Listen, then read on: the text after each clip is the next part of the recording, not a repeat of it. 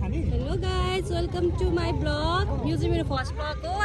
हामी चाहिँ अहिले सनसेट हेर्नको लागि बोराबान आइसकेको छौँ।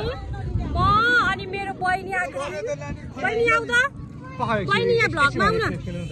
बहिनी यहाँ भ्लगमा आऊ न। बहिनी यहाँ भ्लगमा भनिदेऊ त।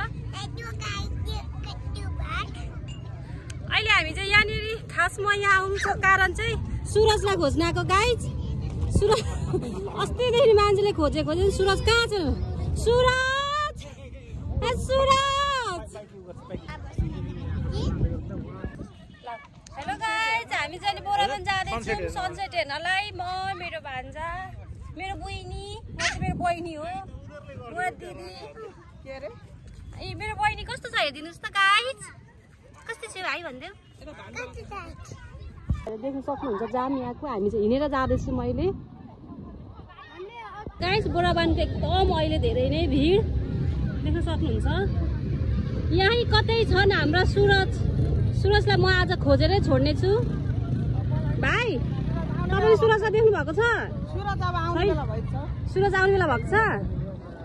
उहाँले भन्दै हुनुहुन्छ हाम्रो दिदीले सुरज आउने बेला भएको छ अरे। म सुरजलाई आज फाइनली खोजेर तपाईहरु सामु म ल्याउने छु।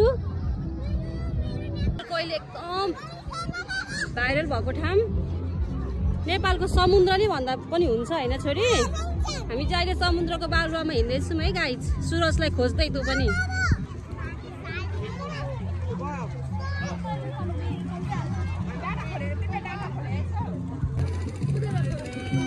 हामी चाहिँ गाइज समुद्रमा आइसकेको छौँ। नेपालको समुद्र देख्न सक्नुहुन्छ तपाईहरुले। सानो ला फेरि गर।